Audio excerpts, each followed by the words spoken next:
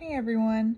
So starting this week, students will be completing their assignments on Schoology.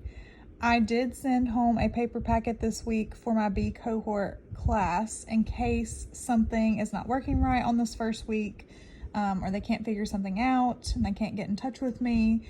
I did send paper, but past this week's paper packet, there will be no more paper packets for any students due to the Gaston County Schools attendance policy. So for the attendance policy, students must complete at least one online assignment per day. It does not matter what time they complete the assignment. If they have to work on it after they get home from daycare or before or during the day, it does not matter. I will check that later at the end of the day or the next day to see what time they completed it, but that is their attendance now per the county policy. So we're going to make the crossover into full Schoology.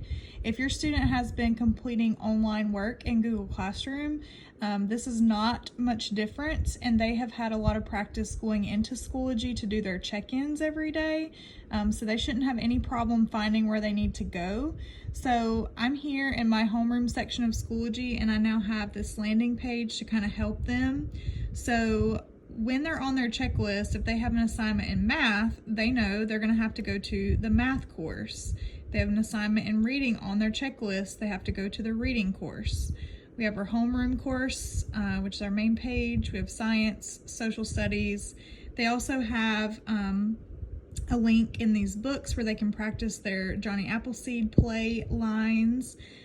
They have a link in this poster to take them to Epic if they have an Epic assignment.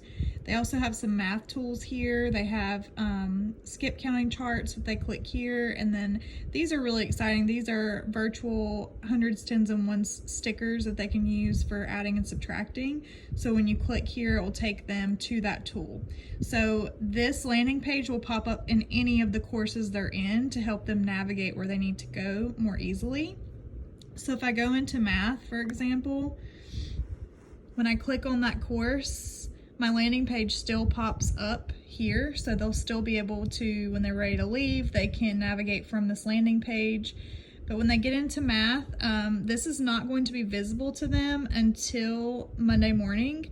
Assignments still post on Monday morning at 12 a.m. just like in Google Classroom, so that has not changed. When they go into math, they'll have a folder that says week of 11-19 assignments, and actually that'll have to be the 16th, so I'll change that, but it'll have the week's assignments. They will click there, and then everything they need for that subject is under that folder, under that tab. So just like Google Classroom, they'll look for those folders that are labeled for that specific week. The only main difference here is that they're going to have to really use their checklist to make sure that they are completing all assignments. One thing that I was noticing that a lot of students were not getting to was their iReady lessons, and iReady is usually a day's assignment, at least 2 lessons for the week. So every student should have at least 2 iReady lessons completed when I check that at the end of their remote week. I think a lot of the kids are getting used to looking at the paper packets and just completing what's there or what's in Google Classroom, and they're not using the checklist. So now that everything is in different courses, and I'm going to go back to my landing page so you can see here. Now that everything is split up into different courses, they're really going to have to use that checklist to make sure that they're not forgetting anything, any assignments. So please encourage your students to work from their checklist. The assignments are divided into the specific days. So on Wednesday, it tells them this is what you do on Wednesday, this is what you do on Thursday, Friday, and eventually starting next week, I will have the checklist posted inside Schoology as well. I don't have that part ready just quite yet, but like I said, they all did receive paper packets today if they're a B cohort, and that checklist is in that paper packet. So, and if you would like to continue receiving paper checklists, just let me know if that's easier for you to kind of keep track of what they're doing. But for this week, like I said, they have that. Please encourage them to actually check those things off so that they are not forgetting anything.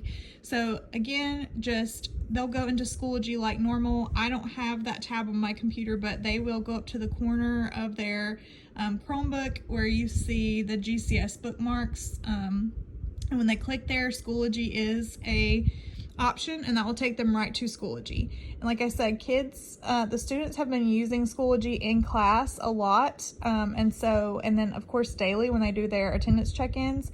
So they should have no problem finding these things. I think the biggest thing we need to make sure we're reinforcing with them is just, again, that checklist.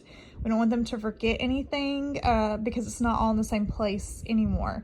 It's just going to be under the individual subjects. So if I click on reading, you're going to see, if I scroll down, so reading has the reading folder and the word work folder. So they will click in the folder, and then just like in Google Classroom, it will tell you assignments for the week of November 16th. If I go back, you'll see the word work folder. So when I click on that, week of 11/19, I don't know why I did that on certain things, so I'll go back and change all of that to the 16th, but it's all there, pretty easy to find. It's just a matter of going into the individual subjects. So if you guys have any questions about what they're supposed to do this week, please let me know. I did offer them an incentive if they were able to complete everything in Schoology and not use the paper packet, so I will be checking for that and giving out some little prizes when they come back to school, just to help motivate them to really get in there and play around and make sure that they know how to use everything and submit assignments. Just because after Thanksgiving, the entire third grade will be moving to Schoology only.